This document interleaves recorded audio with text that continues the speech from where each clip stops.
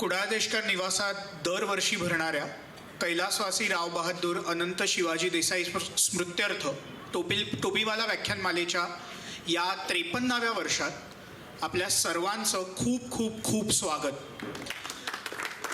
खरं तर इथे बसलेली अनेक मंडळी ही वर्षभर विचारत असतात की यंदाचे वक्ते कोण, किंवा येत्या वर्षी कोण वक्ते येणार, किंवा त्यासाठी वेगवेगळी सजेशन्स आणि सूचनासुद्धा बऱ्याच येत असतात. पण काळानुरूप बदलत राहणं आणि येणाऱ्या काळाची आव्हानं स्वीकारत ही व्याख्यानमाला सुरू ठेवणं हेच एक मोठं आव्हान आता होऊन बसलंय.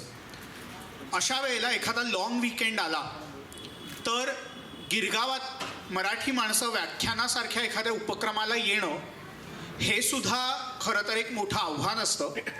पण अशा दिवशी रविवारच्या संध्याकाळी आणि उद्या असणाऱ्या प्रजासत्ताक दिनाच्या पूर्वसंध्येला आपण आजही इतक्या संख्येने इथे आलेला आहात, त्यासाठी सर्वात आधी आपल्या सर्वांचे मनापासून आभार.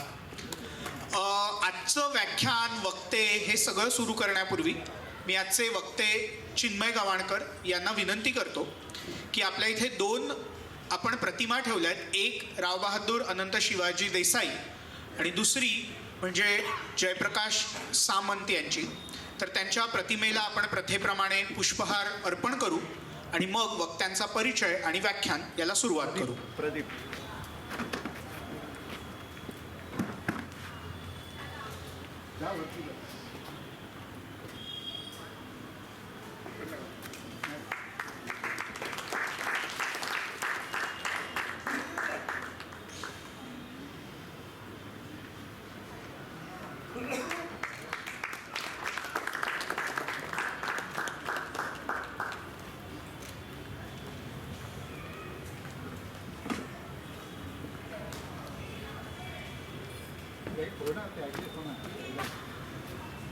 मी वक्ते चिन्मय गवाणकर आणि उपक्रमाचे चिटणीस प्रदीप देसाई यांना विनंती करतो की त्यांनी स्टेजवर यावं.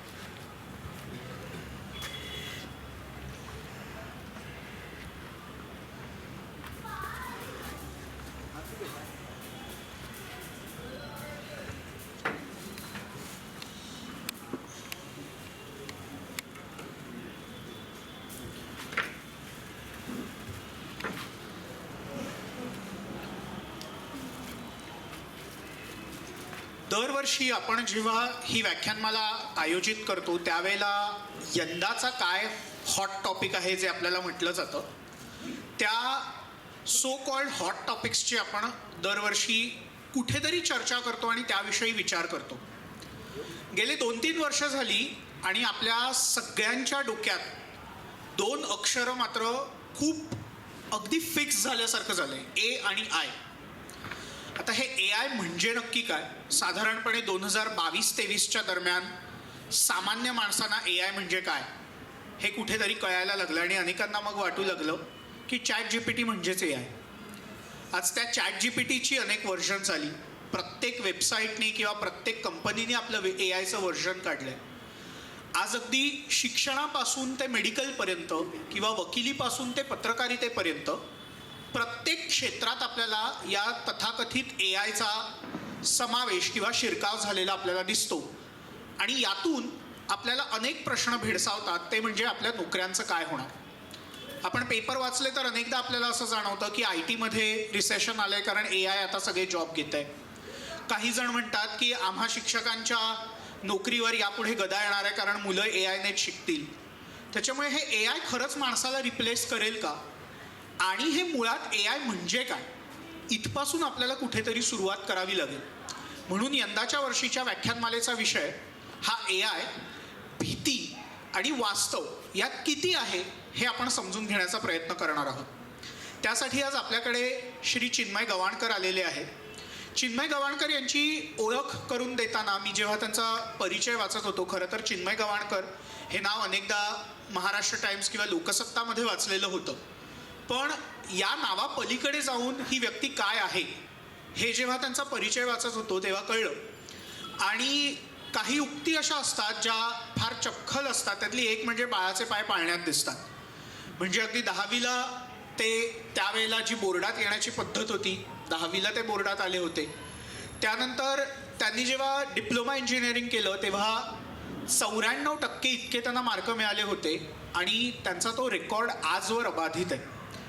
पुढे त्यांनी VJTIमधनं BE मेकॅनिकल इंजिनिअरिंग केलं आणि तेव्हासुद्धा मुंबई विद्यापीठातल्या पहिल्या 5 विद्यार्थ्यांमध्ये त्यांचा नंबर लागला होता. यानंतर सध्या ते आपण जर बिग 5 कंपन्या जगातल्या ऐकल्या असतील तर EY नावाची एक अत्यंत मोठी बहुराष्ट्रीय कंपनी आहे, त्या कंपनीत ते कार्यरत आहेत. त्याशिवाय AI, data analytics, cloud computing आणि बिग डेटासारख्या जवळपास अनेक विषयांचा 25 वर्षांचा अनुभव आहे. खरं तर यातल्या अनेक गोष्टी आपल्यातल्या अनेकांनी गेल्या 4-5 वर्षात ऐकल्या असतील, पण त्याचा अनुभव त्यांना 25 वर्षांचा आहे. IT क्षेत्रातल्या Microsoft, Google, IBM, SAP, TCS किंवा टाटा मोटर्स सारख्या सुद्धा कंपन्यांमध्ये त्यांनी आजपर्यंत काम केलेलं आहे. आणि हे सगळं करत असताना आपण कुठेतरी एक सामाजिक बांधिलकी जपली पाहिजे या नात्याने ते वसईमध्ये किंवा वसईच्या आसपासच्या अनेक परिसरात सुद्धा काही सामाजिक उपक्रमांचा सुद्धा भाग राहिलेले आहेत. शनिवार आणि रविवार हे साधारणपणे ते सामाजिक उपक्रमांसाठी देत असतात आणि त्यातनं कुठेतरी एक सामाजिक बांधिलकी सुद्धा जपण्याचा प्रयत्न करतात. असं IT मधलं पण वेगवेगळ्या क्षेत्रातलं नेतृत्व आणि खरं तर या विषयात मराठीत काम करणारी माणसं कमी असताना मराठी माणसांसाठी सहज आणि सोप्या भाषेत असे विषय मांडून लोकांचं प्रबोधन करण्याची भूमिका पार पाडण्याची एक भूमिका ते सुद्धा पार पाडत असतात. अशा बहुआयामी व्यक्तिमत्वाचं या व्याख्यानमालेचं पहिलं पुष्प ते गुंफतायत याचा आम्हाला खूप जास्त अभिमान आणि आनंद आहे. म्हणूनच मी गौड ब्राह्मण सभेचे सभासद श्री अवधूत गवाणकर यांना विनंती करतो की अशा व्यक्तिमत्वाचं त्यांनी स्वागत करावं.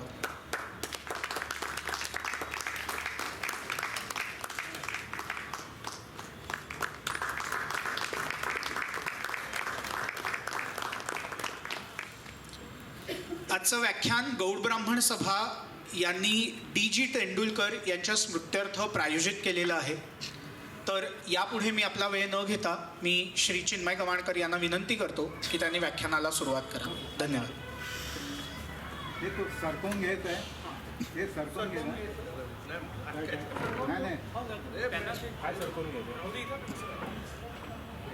त्यांना तिकडे पाहिजे. हां मग करूया. थोडं घ्या ना, त्याला हरकत नाही. काय तांत्रिक ऐकायला मिळणार आहे तर मला स्वतःला तांत्रिक गोष्टी येत नाहीत, म्हणून मी हे सर्व सोप्या मराठीमध्ये जितकं सांगता येईल तितका प्रयत्न करणार आहे. आज आपण ह्या चर्चा करणार आहोत. सर्वप्रथम आपण समजून घेणार आहोत की AI काय भानगड आहे. मराठी भाषेत आपण बोलतो ना की बाबा काय फारच ऐकतो AI बद्दल. ChatGPT चालतं तरी कसं, म्हणजे तुम्ही LLM वगैरे काही भन्नाट टेक्निकल वर्ड्स ऐकले असतील, त्याच्यात थोडा आपण चर्चा करूया. आपण AI कसं वापरायचं, म्हणजे आता बरेचसे नागरिक मला म्हणतात की आम्ही सिनियर सिटिझन्स आहोत किंवा आम्ही विद्यार्थी आहोत, आम्ही गृहिणी आहोत, तर आम्ही AI कसं वापरायचं त्याची थोडी आपण चर्चा करणार आहोत. आणि जो इथे उल्लेख झाला की AIची आपल्याला खरंच भीती वाटायला हवी का, त्याने आपल्या नोकऱ्या जातील का, आपले उद्योग जातील का, जर जाणार असतील तर त्याला आपण कसं तयार राहायचं, या सगळ्या विषयांची आपण चर्चा करणार आहोत. हे काय आहे? लँडलाईन फोन आहे, टेलिफोन नाही येतो. किती लोकांच्या घरी लँडलाईन फोन आहे? सध्या बंद आहेत ना. पण एकेकाळी ह्या फोनसाठी तुम्ही आमदार खासदारांना पत्र लिहिली असतील ना, 7-7 वर्षाचं वेटिंग होतं. तर मला सांगा, लँडलाईन फोन, अलेक्झांडर ग्राहम बेलचा जो पहिला फोन कॉल होता जगातला, तिथपासनं ते 10 लाख घरापर्यंत फोन पोचायला किती महिने लागले असतील? अंदाज एखादा? छोटा क्राऊड आहे, बोलू शकता. आम्हाला त्यावेळेला 10 वर्ष लागली. तुम्हाला 10 वर्ष लागली, पण 10 लाख लोकांपर्यंत पोचायला टेलिफोनला 75 वर्ष लागली. किती? 3 पिढ्या. आपण म्हणतो 25 वर्षांनी पिढी बदलते. आणि आता हे आकडे बघा, ट्विटरला तेवढीच 10 लाख लोकांपर्यंत पोचायला 2 वर्ष लागली, इंस्टाग्रामला 2.5 महिने लागले आणि ChatGPTला 5 दिवस लागले. हा जो तंत्रज्ञानाचा वेग आहे ना, तो थक्क करणार आहे.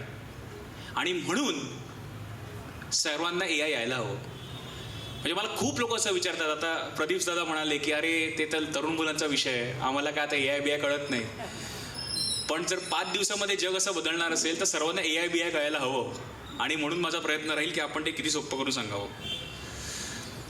आता मध्ये उल्लेख झाला की 2022 पासून सामान्य लोकांच्या आयुष्यात AI आलं, पण 2022ला असं काय झालं याची चर्चा आपण करूया. पण त्याच्या आधीच आपण AI सगळे वापरतोय. आपण स्पॉटीफायवर गाण्याची लिस्ट बनवतो, आपण ॲमेझॉन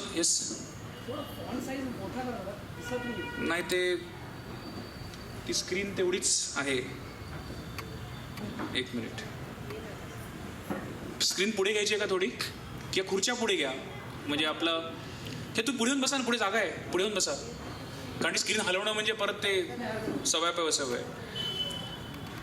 गुगल मॅपवर तुम्हाला सगळ्यांना आता सवय झाली आहे, कुठे पोचायचं असेल तर गुगल मॅप आपण बघतो. ॲमेझॉनमध्ये तुम्ही चुकून जर एखादी वस्तू टाकलीत कार्टमध्ये किंवा सर्च केली तर पुढचे 15 दिवस तुम्हाला जाहिराती हैराण करून सोडतात. म्हणजे AI आपण सगळं वापरतोच. मग 2022ला जो उल्लेख झाला इकडे नक्की काय झालं, तर ते समजून घेण्याच्या आधी आपण एक विचार करूया, एकेका मिनिटामध्ये इंटरनेटच्या युगामध्ये काय घडतंय आणि खूप इंटरेस्टिंग घडतंय. आणि हे जर आपल्याला कळलं तर आपल्याला AI काय आहे ते नंतर कळेल.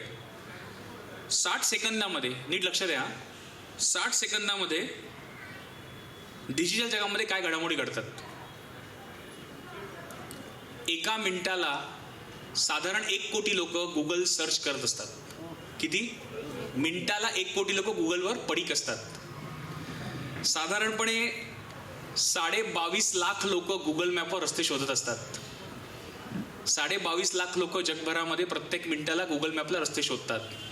म्हणजे किती डेटा आपण देतोय आपल्या फोनवरनं त्या गुगलला, ह्याचा विचार करा. व्हॉट्सॲप आपल्या सगळ्यांचं आवडतं. 10.5 कोटी मेसेजेस एका मिनिटाला जातात व्हॉट्सॲपला. 10.5 कोटी मेसेजेस एका मिनिटाला जातात व्हॉट्सॲपला. आणि फेसबुकला 40 लाख पोस्ट लाईक केल्या जातात एका मिनिटाला, 60 सेकंद. हे आकडे थक्क करणार आहेत.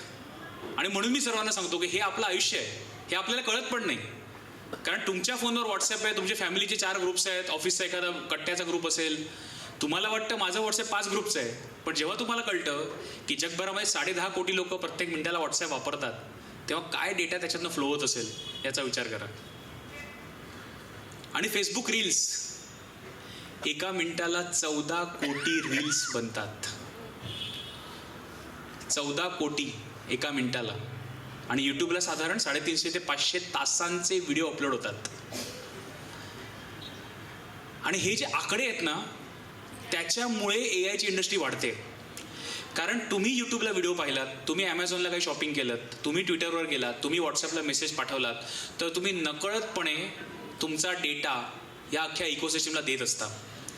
आणि जिकडे डेटा आहे तिकडे AI आहे. तुम्हाला जितका डेटा मिळेल त्याच्यावरनं आपण कॅल्क्युलेशन्स करून सगळे मार्केटिंगची लोकं असतील, सेल्सची लोकं असतील, या बहुराष्ट्रीय कंपन्या असतील, त्या आपल्याला टार्गेट करायचा प्रयत्न करतात की तुम्ही हे घ्याच. तुम्ही जर चुकून गुगलवर किंवा यूट्यूबवर एखादा व्हिडिओ पाहिलात एखाद्या गाडीचा, तर त्या गाडीच्या जाहिराती तुम्हाला पुढच्या 15 दिवस येणार. तुमच्या खिशात जरी फोन असेल आणि फेसबुकला चुकून बायकोला म्हणालात की यंदाच्या दिवाळीला पडदे बदलूया, तर फेसबुकला तुम्हाला होम डेकोर आणि इंटिरियर डेकोरेटची ॲडव्हर्टाईज येणार. कारण तुमचा फोन तुमचा ऐकत असतो. म्हणजे ह्या युगात जर आपण राहत असू आणि आपण जर म्हणत असू ते AI BI आमचं काही काम नाही बाबा, तर चुकीचं आहे. आपल्या सर्वांना AI यायलाच हवं.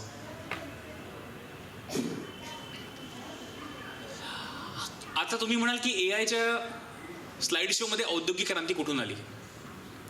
या स्लाइडमध्ये तुम्हाला काय दिसतंय, म्हणजे मी तुम्हाला सांगतो स्लाइड काय आहे. 1784 आहे ना, वाफेची शक्ती, जेम्स वॉटचं वाफेचं इंजिन. त्याच्यानंतर 1870 इलेक्ट्रिसिटी, एडिसनचा दिवा आणि त्याच्यानंतरच्या फॅक्टऱ्या. 1970 आत्ताचे उद्योगधंदे जे नवीन आलेले आहेत, इंटरनेटच्या आधीचे. 2010ला साधारण दुसरे उद्योग आणि AI क्रांती 2022 उल्लेख झाला. आता ह्या आलेखात तुम्हाला काय पॅटर्न दिसतोय, नीट बघा. वाढत चाललंय, पण अंतर किती आहे. पहिल्या 3 क्रांत्यांमध्ये 100 वर्षाचं अंतर आहे, बरोबर. 1784, 1870, 1970, 100 वर्षाचं अंतर आहे, म्हणजे 4 पिढ्या. त्याच्यामुळे जग बदललं, त्याला ॲडजस्ट करायला मानवाला 4 पिढ्या मिळाल्या. त्याच्यामुळे असं ChatGPT आल्याने जग बदललं असं तेव्हा तर झालं नाही, बरोबर आहे. परंतु पुढच्या क्रांत्या पहा, त्या 10-12 वर्षात आल्या. आणि आता AI हे रोज नवीन बदलतंय. आणि म्हणून पण परत सांगतो की नमनाला घडाभर तेल असून सुद्धा परत सांगतो की जर जग 5 दिवसात बदलत असेल तर तुम्ही सिनियर सिटीजन असाल, तुम्ही विद्यार्थी असाल, तुम्ही शिक्षक असाल, तुम्ही डॉक्टर असाल, तुम्ही वकील असाल, तुम्ही चार्टर्ड अकाउंटंट असाल, तुम्हाला AI आलंच पाहिजे. ओके. मग अचानक ChatGPT आल्याने काय झालं? सगळ्यांना AIचं म्हणजे मला आमंत्रण यायला लागली व्याख्यानाला, मला कोण बोलवायचं नाही त्याच्या आधी. पण अचानक सगळीकडे प्रत्येकाला ChatGPT बद्दल ऐकायचं. मग झालं काय नक्की? जर आपण गुगल मॅप वापरत होतो, जर आपण ॲमेझॉन वापरत होतो, जर आपण सगळं वापरत होतो, तर अचानक 2022ला झालं काय? तर झालं असं की ChatGPTच्या आधी जर तुम्हाला कम्प्युटरशी बोलायचं असेल तर तुम्हाला कम्प्युटरची भाषा येणं आवश्यक होतं. तुमच्यामधले जे तांत्रिक क्षेत्रातली माणसं आहेत त्यांना माहिती असेल की कम्प्युटरशी बोलणं म्हणजे कम्प्युटर प्रोग्रॅमिंग, आणि कम्प्युटर प्रोग्रॅमिंग करणं ही फक्त इंजिनियर लोकांची मक्तेदारी होती आमच्यासारख्या. आणि म्हणून आपल्या भारताच्या एका मोठ्या पिढीने 90च्या दशकानंतर IT क्षेत्रात नोकऱ्या करून डॉलर्स कमवले, कारण आपल्याला कम्प्युटरची भाषा येत होती. पण अशा किती लोकांना कम्प्युटरची भाषा येते हो? भारताच्या 140 कोटी लोकसंख्येमध्ये फक्त 1 ते 1.5% लोकांना कम्प्युटरची भाषा येते. आणि एवढ्या छोट्या संख्येत सुद्धा आपण भारत IT महासत्ता वगैरे म्हणतो. मग बाकीच्या 99.5% लोकांनी काय घोडं मारलंय? मग त्यांनी कसं कम्प्युटरशी बोलायचं? तर ChatGPT आल्यावर आपण कम्प्युटरशी मराठी, इंग्रजी, गुजराती, तमिळ, तेलुगू, पोर्तुगीज, बंगाली या भाषामध्ये बोलू लागलो. आणि ज्यांना तांत्रिक ज्ञान काहीच नाही आहे ती लोकंसुद्धा आपल्या स्वतःच्या भाषेमध्ये कम्प्युटरशी इंटरॅक्ट करायला लागली. आणि म्हणून ही ChatGPTची क्रांती तुमच्या आमच्या खिशात आली. कारण ChatGPTच्या आधी सुद्धा जे AI होतं त्याला प्रोग्रामिंग करून प्रयोगशाळेमध्ये ट्रेनिंग द्यायला लागायचं. आता ChatGPT तुम्ही स्वतः रोज प्रश्न विचारता, तुम्हाला ChatGPT तुमच्या भाषेत उत्तर देतो. बरोबर आहे. म्हणून ही क्रांती, ही डेमोक्रॅटिक क्रांती, म्हणजे लोकशाहीकरण म्हणतो आपण एखाद्या तंत्रज्ञानाचं, ते झालेलं आहे. आता ChatGPT मध्ये एक रिझनिंग इंजिन असतं. विचार कसं करतं त्याचा आपण थोडासा ढांडोळा घेऊया. आता तुम्ही जेव्हा गुगल सर्च करायचा किंवा अजूनही करतो आपण, तेव्हा काय होतं? तुम्ही गुगलमध्ये 3-4 शब्द टाईप करता, मग पुढचे 2-4 शब्द तोच तुम्हाला सजेस्ट करतो. पाहिले तुम्ही हे ऑटो कम्प्लीट आपण त्याला म्हणतो. आणि जेव्हा तुम्ही गुगलमध्ये टाईप करता तेव्हा गुगल तुम्हाला, आता ते AI मोड वगैरे आलेलं आहे, पण तुम्ही आधीचं गुगल पाहिलं तर तुम्हाला सरळ एक 10-15 लिंक्स मिळणार. आणि त्या लिंक्सवर जाऊन काय करायचा हा तुमचा प्रश्न आहे. म्हणजे तुम्हाला फिरायला जायचं, उद्या पुढे काश्मीरला फिरायला जायचं आहे, तर तुम्ही म्हणणार काश्मीर टूर पॅकेजेस. मग काश्मीर टूर पॅकेजेसमध्ये ते AI तुम्हाला विणा वर्ल्ड देईल, केसरी देईल, अजून कुठलं गिरीकंद ट्रॅव्हल देईल, जे काय देईल, मेक माय ट्रिप देईल. काय करायचं हे तुमच्या हातात होतं. पण आता जर मी ChatGPTला विचारलं किंवा आत्ताच्या AIला विचारलं की मला काश्मीरला जायचं आहे आणि मला कुटुंबाला घेऊन जायचं आहे, मला 2 लहान मुलं आहेत, त्यांना शाकाहारीच खायचं आहे, किंवा माझ्याबरोबर माझे आई वडील आहेत, ते वृद्ध आहेत, ते चालू शकत नाही, तर हे जर तुम्ही सांगितल्यावर तुम्हाला 4 ठिकाणी जाऊन क्लिक करून त्याचा डेटा बनवण्यापेक्षा तुम्हाला ChatGPT एक उत्तर बनवून देतो की हा तुमचा टूरचा प्लॅन आहे. त्याला म्हणून रिझनिंग इंजिन, म्हणजे जसा माणूस विचार करेल. तुम्ही म्हणाल की माझे आई वडील वृद्ध आहेत, त्यांना जास्त चालता येत नाही, मग तुमच्या आयटरनरीमध्ये ChatGPT तुम्हाला त्या वृद्ध आई वडिलांचा विचार करून किंवा लहान मुलांचा विचार करून तुम्हाला रिझनिंग करून एक उत्तर देतो. हा फरक आहे. रिझनिंग इंजिन आपल्या या AI मध्ये आहे. आता त्याच्या आधीचं जे AI होतं ना, म्हणजे गुगल मॅपचं उदाहरण घेऊया. मी तुम्हाला गुगल मॅप सांगितलं, ते पॅटर्न ओळखायचं AI होतं. म्हणजे काय की मला माहिती आहे की गिरगावातनं दादरला जायला रोज सकाळी 8:30 वाजता अमुक तमुक लोक निघतात. हा माझ्याकडे डेटा आहे. कारण तो डेटा कसा असतो, आपल्या खिशात जो फोन आहे अँड्रॉइड, ती गुगलची ऑपरेटिंग सिस्टीम आहे. तर अँड्रॉइड फोन एखाद्या ठिकाणी थांबले की ते लाल रेष दिसते. मग तुम्हाला वाटतं गुगल सॅटेलाइटने ट्रॅक बिक करतं, ते ट्रॅक काय करतं, एका एरियामध्ये बसलेले फोन्स, जर त्या एरियामध्ये जास्त फोन झाले तर ती रेष जास्त लाल होते. म्हणजे आत्ता तुमच्या खिशातले फोन आहेत आणि गुगल मॅपला पाहिलं तर तुम्ही ट्रॅफिक तर बघणार नाही, पण आपल्या इकडे लाल एक डॉट दिसेल, कारण एवढे फोन एका जागी आहेत.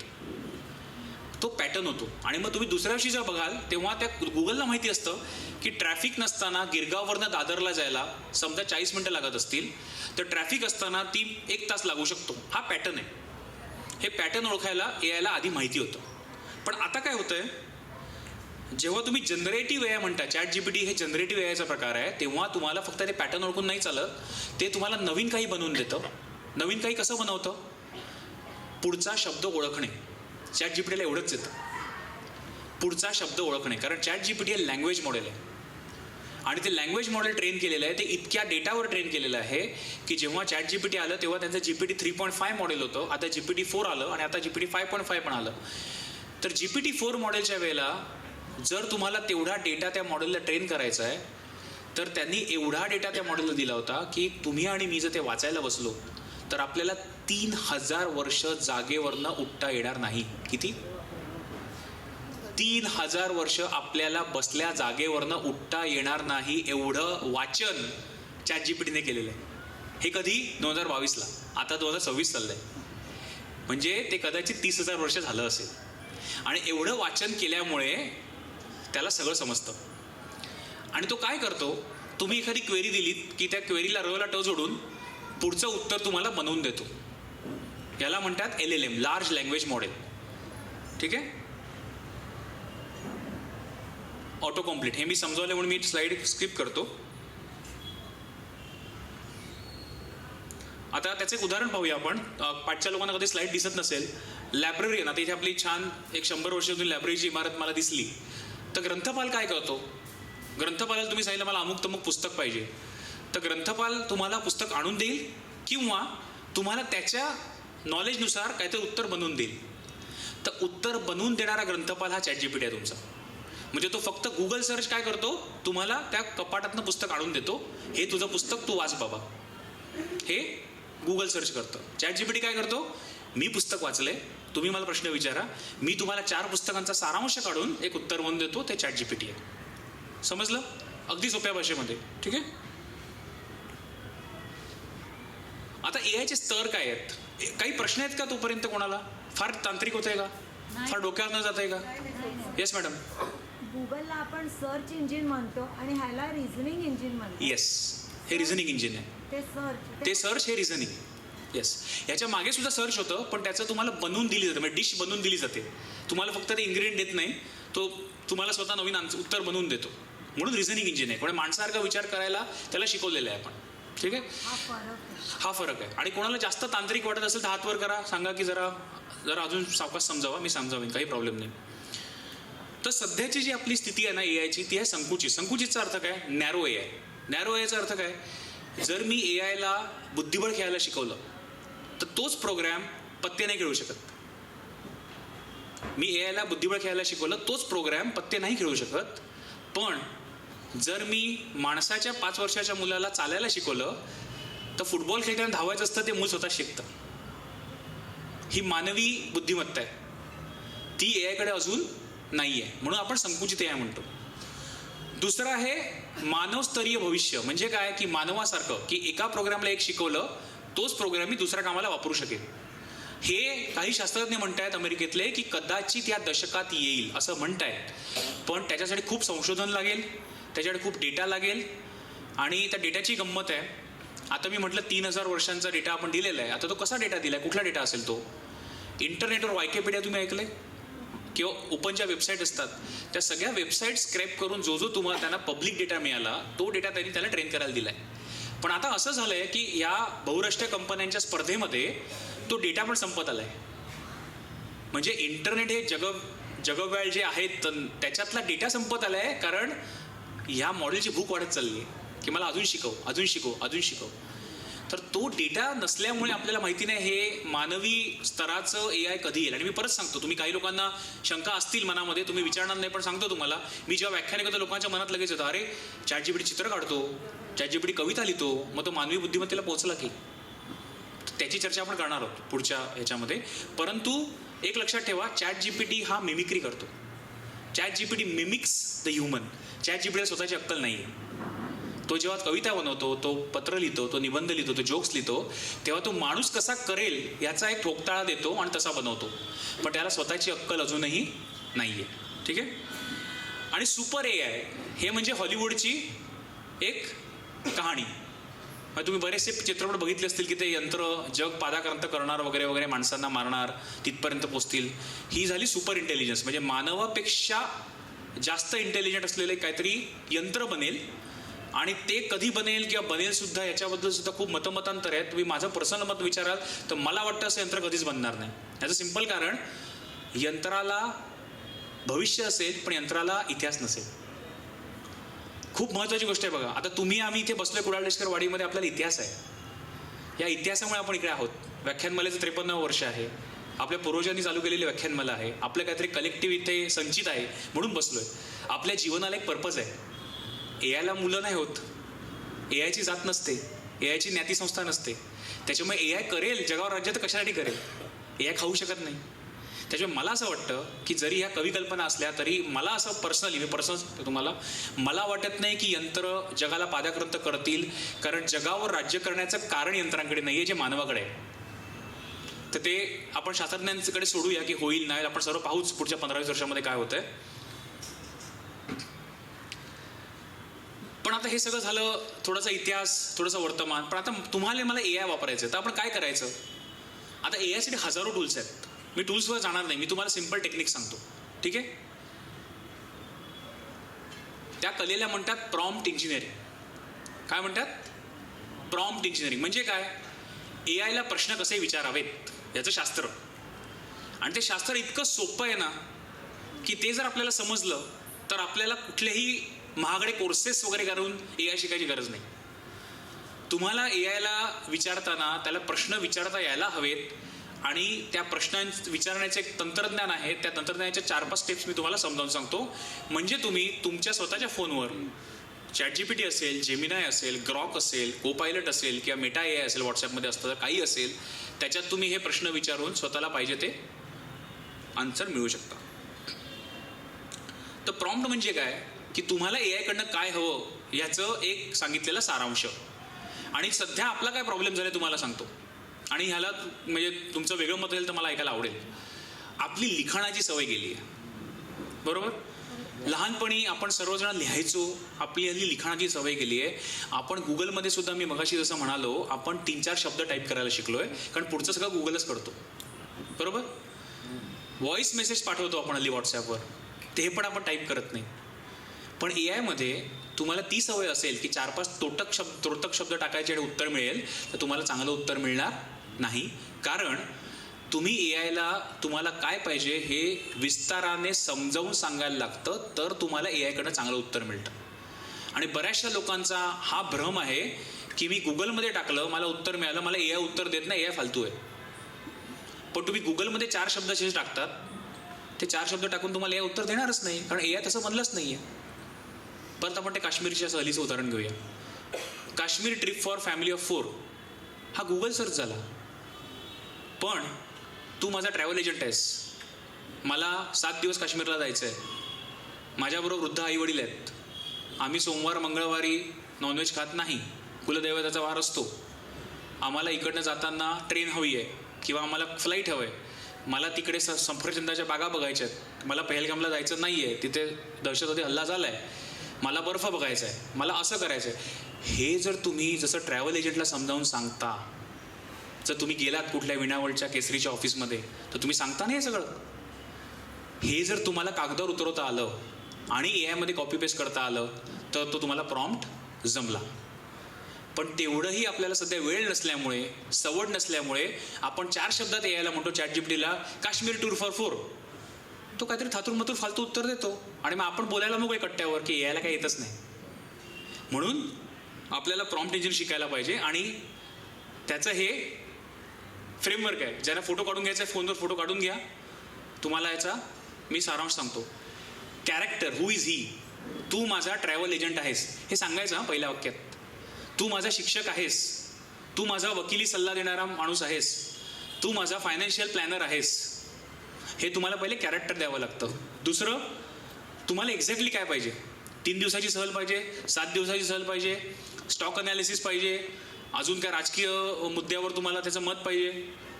एक्झाम्पल, जर तुम्ही एखादी एक्झाम्पल दिलं की म्हणजे मला उत्तर देताना तू काश्मीरच्यामध्ये मी असा प्रश्न विचारला की मला नॉनव्हेज खायचं नाही आहे, तर मला शाकाहारी रेस्टॉरंट आहे लाईक दिस. उदाहरणार्थ असं एक अमुक तमुक शालिमार रेस्टॉरंट असेल, काय नाव असेल ते तुम्ही सर्च केलं असेल, तशी मला अजून 4 रेस्टॉरंट सुचव, उदाहरण द्या, एक्झाम्पल्स. ॲडजस्टमेंट, माझं बजेट पर पर्सन काश्मीरच्या ट्रिपसाठी 50,000 आहे, किंवा माझं बजेट पर पर्सन 2 लाख आहे. तुम्ही 50,000 सांगितलं तर तुम्हाला 3 स्टार हॉटेल देईल, तुम्ही 2 लाख सांगितलं तुम्हाला तो 5 स्टार हॉटेल देईल. बजेट सांगा तुमचं किंवा कन्स्टेंट सांगा, जे काय कन्स्टेंट असतील ते. त्याच्यानंतर टाईप ऑफ आउटपुट. इथे पण काही लोक सांगत नाहीत, मी मेहनत नाही करत.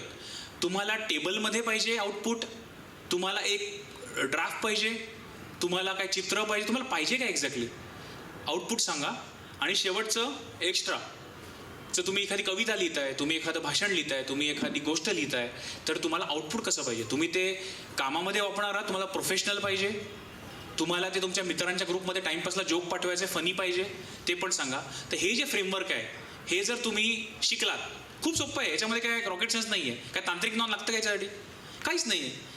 तर उद्यापासून ट्राय करा. तुम्हाला एआयला जे काय विचारायचं आहे ते या क्रिएट फ्रेमवर्कमध्ये टाका आणि तुमची उत्तरं किती सुंदर येतात एआयपासनं ते तुम्ही स्वतःच पाहाल. ठीक आहे. काही प्रश्न आहेत प्रॉम्प्ट इंजिनिअरिंगबद्दल? Yes madam. एक ऑडियन्सला माईक मिळेल का आपल्याकडे? आहे एक्स्ट्रा माईक कॉर्डलेस? नाही आहे. मग पुढे येऊन विचारा प्रश्न. काय म्हणता? मराठी, आता तेही समजावतो तुम्हाला. मराठीचा प्रश्न तुम्हाला सांगतो. मराठीमधलं नॉलेज जे ट्रेन केलेलं आहे ते फार कमी आहे. म्हणजे तुम्ही आजही बघाल तर जगातलं साधारणपणे 70% इंटरनेट हे इंग्लिश आहे. म्हणजे जगामध्ये मराठी सोडून स्पॅनिश पण भरपूर देश आहेत. युरोपामध्ये इटालियन आहे, पोर्तुगीज आहे, जर्मन आहे किंवा चायनीज आहे, म्हणजे त्याची लोक सगळे रशियन आहे. पण जगातलं 70% इंटरनेट अजून इंग्लिश आहे. त्याच्यामुळे मराठी ट्रेन करायला डेटाच नाही आहे. मग किती 4-5 साईट असतील मराठीच्या ज्याचा डेटा तुम्हाला मिळेल. त्याच्यामुळे होतं काय, तुम्ही जेव्हा मराठीत प्रश्न विचारता तेव्हा तो एआय विचार मात्र इंग्लिशमध्ये करतो. हे म्हणजे आपल्या पुढच्या पिढीसारखं झालं. आपले जे मुलं नातवंड इंग्रजी माध्यमाच्या शाळेत जातात, तुम्ही किती मराठीत बोललात ते उत्तर इंग्लिशमध्ये येतात. त्याचा ChatGPT विचार करतो इंग्लिशमध्ये. तो अमेरिकन आहे ना. आणि तुम्हाला बरं वाटावं म्हणून तो पाठी भाषांतर करून थातूरमधून मराठी ठोकून देतो. म्हणून मराठीची क्वालिटी खूप कमी असते. परंतु भारत सरकारचे आता याच्यात प्रयत्न चालू आहेत. इंडिया AI मिशन तुम्ही ऐकलं असेल की आपण भारतीय भाषांमध्ये एआयला डेटा द्यायचा विचार करतोय आणि त्याचे प्रयोगही चालू आहेत. म्हणजे काही महिला बचत गट आहेत. महाराष्ट्रातलं उदाहरण आहे. यूट्यूबला एक व्हिडिओ आहे, इथे वायफाय असता तुम्हाला दाखवलं असतं मी. त्यांच्याकडे काही लोकांनी डेटा दिला आहे आणि त्यांना सांगितलं आहे की तुम्ही या डेटाचं मराठीत भाषांतर करून मराठीमध्ये प्रत्येक शब्दाला काय म्हणतात ते आम्हाला सांगा. आणि त्या महिलांना त्यांचा मराठी आवाज रेकॉर्ड करून घर बसल्या पैसे मिळत आहेत. आणि असे प्रयोग तामिळनाडूत चालू आहेत, असे प्रयोग कर्नाटकात चालू आहेत, गुजरातमध्ये चालू आहेत. कारण मराठी, बंगाली, गुजराती, तमिळ, तेलुगू, कन्नडा ह्या भाषांमध्ये एआयला ट्रेनिंगच नाही अजून. त्याच्यामुळे जरी तुमच्याशी गुगल मराठीत बोलतं तरी ते अजून गडबड करतं. आपल्याला बरेच अनुभव आलेत. कारण ते फक्त भाषांतर करतं, त्याला मराठी समजत नाही. तुम्ही आम्ही बोलता तसे. ठीक आहे. ओके. आता कोणाकोणाला वाटतं की एआयने आपल्या नोकऱ्या जातील, उद्योगधंदे जातील? Yes, young generation. काकांनी पण हातवर केला. काकांचा मुलगा किंवा नातू आलाय का? नाही? बस काकांना वाटतं. पण अख्ख्या सभागृहात दोघांनाच वाटते नोकऱ्या जातील. बाकीच्यांच्या नोकऱ्या संपल्या. नको, तुमची मुलं असतील, नातवंड असतील, पुढची पिढी असेल, कोणालाच काय वाटत नाही. नोकऱ्यांमध्ये व्हेरिएशन्स येतील. नाही म्हणजे अगदीच नसेल तर मग माझ्या ट्रेन पण वसलेला झाला बरं मी लगेचच. मला 10 पण थांबायची गरज नाही. ॲक्च्युली एक फेज आहे. म्हणजे जेव्हा एक्झॅक्टली कॉम्प्युटर झाले येणार होते म्हणजे 90s मध्ये वगैरे, तेव्हा पण थोडंसं म्हणत होतं की नोकऱ्या जातील, नोकऱ्या जातील. एक्झॅक्टली. आणि त्याचे डेटा आहे माझ्याकडे. Exactly. That is a point. Passing phase आहे. Yes yes absolutely. सो तुम्ही जर ऐतिहासिक कालखंड पाहिलात, आता आपण 1754 मध्ये गेलोच होतो, थोडं अजून जुनं जाऊया. कृषी क्रांती जेव्हा झाली त्याच्या आधी आपण काय करत होतो? आपण कंदमुळं खाऊन शिकार करून जंगलात जगत होतो आपला पूर्वज 50-60 हजार वर्षापूर्वी. शेतीचा शोध साधारणपणे असं म्हणतात 15-16 हजार वर्षापूर्वी लागला.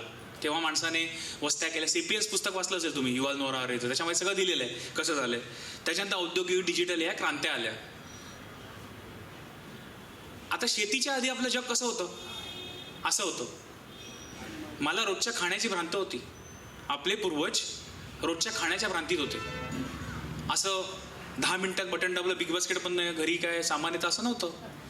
की कोपऱ्यावरच्या वाण्याला सांगितलं पाठवरेवरती तो पुडी बांधून बरोबर असं नव्हतं.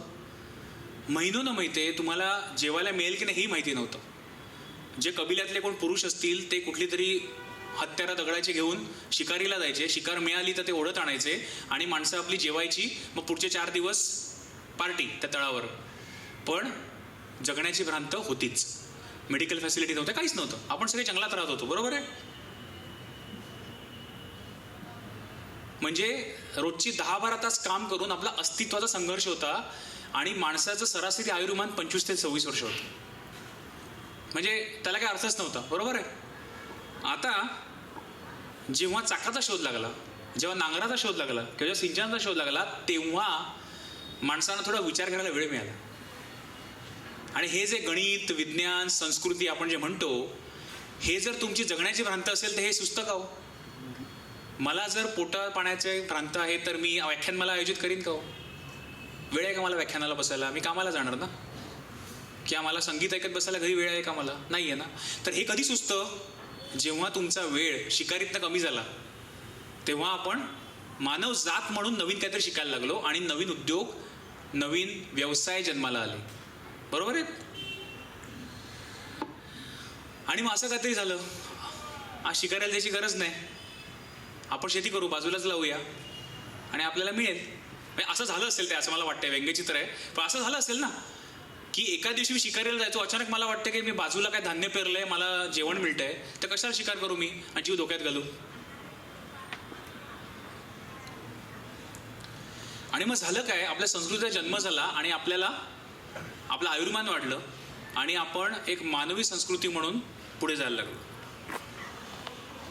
आणि मग जॉब्सचं आपण जे म्हणतो ना, तेव्हा जेव्हा सगळा समाज हा शिकारी होता, हा एकच जॉब अवेलेबल होता, एकच जॉब होता, शिकारी. आणि तुम्ही शिकारी नसाल तर तुम्ही आपल्या तळावरून मुलांची किंवा वृद्धांची काळजी घ्यायची, बरोबर आहे. पण हे सगळे जे व्यवसाय निघाले ना, शेतकरी, व्यापारी, कारागीर, प्रशासनिक अधिकारी, सैनिक, हे कसं आलं?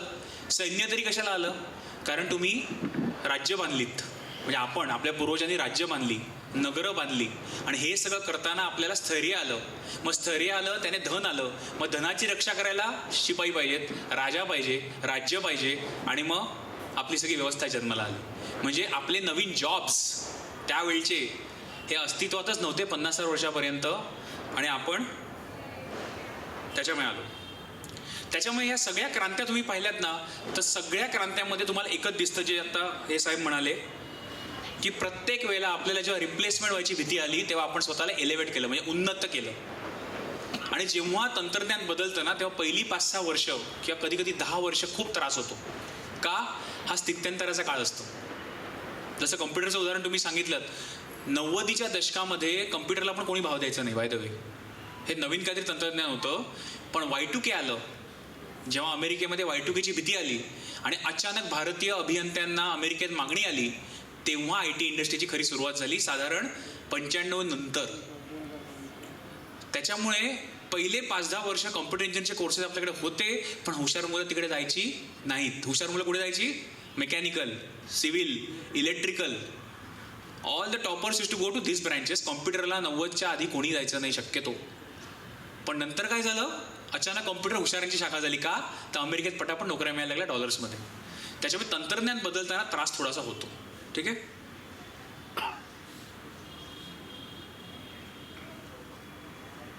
आता मी काही स्लाइड स्किप करतो, परत तो व्हायला नको म्हणून.